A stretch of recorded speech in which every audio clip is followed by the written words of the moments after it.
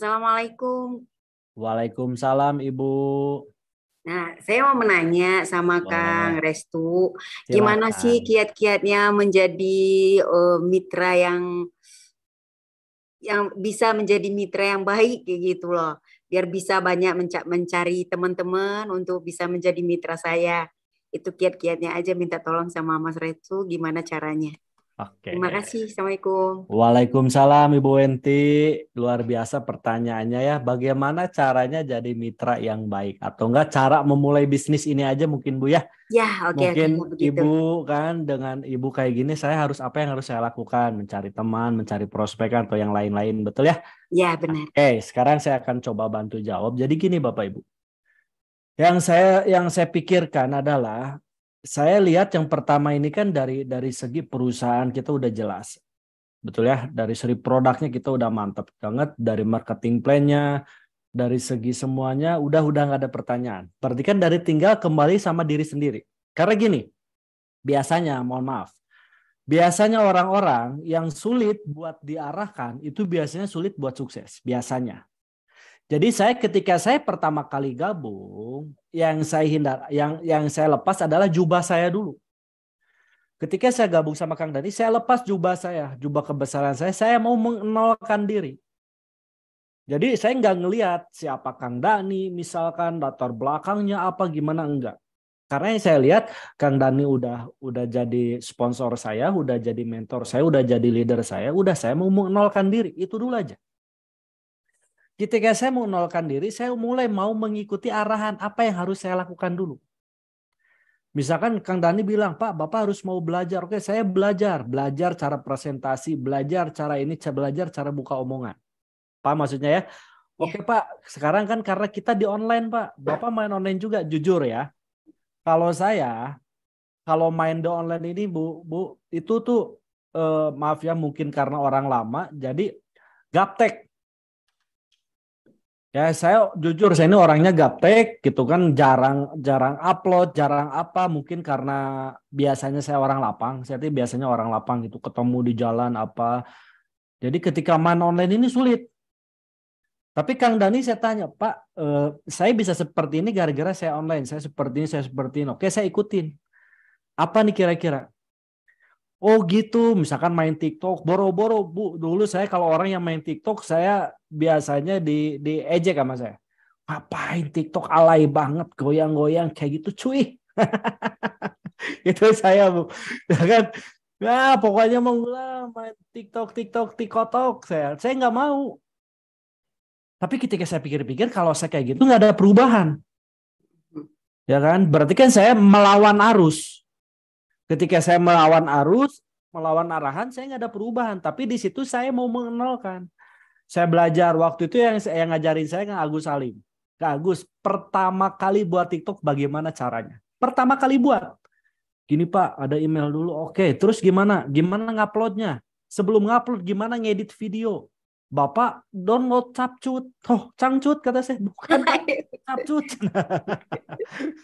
Lucunya. Anda ya Bu ya.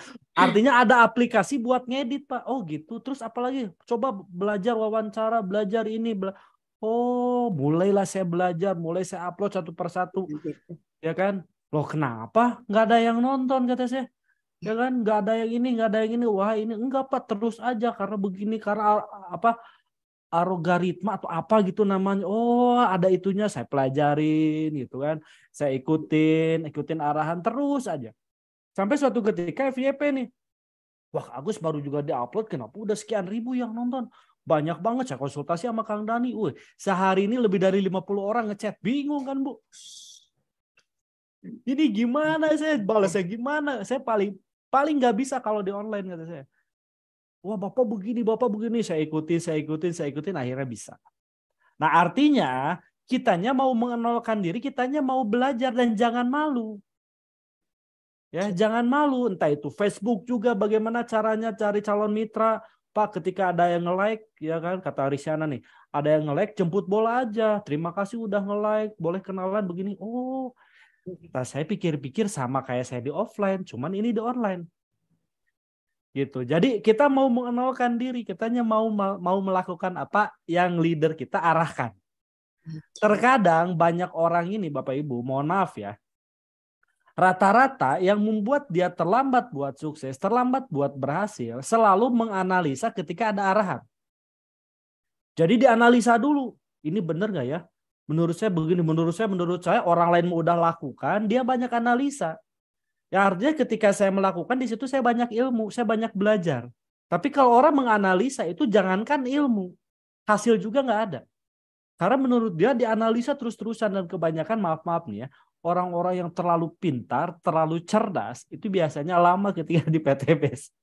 Tapi orang mohon maaf, ya kan dia nggak pernah apa, udah hajar aja, lakukan aja, pokoknya ngabret. Nah itu biasanya lebih cepat suksesnya. Dan biasanya karena kita udah berpangkat, misalkan pekerjaan, misalkan punya jabatan di kerjaan, punya apa, ketika ikutin kayak gini dia nggak mau. Apalagi yang ngajaknya misalkan bawahannya. Ngapain gue trust sama bawahan? Harga diri. Ngapain saya trust sama misalkan yang ngajak tuh bininya. Aduh kan saya pemimpin keluarga. Nggak ada. Ini kan sistem, ini kan bisnis. Nggak ada hubungannya sama keluarga. Walaupun yang ngajaknya istri Anda trust terhadap bisnis. Tapi di dalam keluarga, Anda jadi kepala rumah tangga. Jadi harus bisa membedakan. Misalkan Anda diajak sama adik Anda. Oke, dalam struktur keluarga, Anda jadi kakak. Tapi struktur bisnis, Anda lah downline. Yes. Paham maksud saya ya? Dalam struktur bisnis, misalkan Anda diajak sama anak Anda nih. Dalam struktur keluarga, Anda jadi orang tua, wajib mengarahkan anaknya hal yang baik dan yang lain-lain. Tapi di dalam bisnis, anak Anda lah jadi mentor Anda. Nah, kebanyakan rata-rata orang tuh selalu membedakan.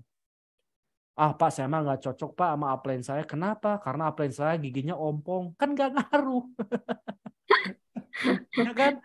Mau dia ompong, mau dia pohong, ya tetap leader Anda. Karena Anda terlahir dari dia. Iya.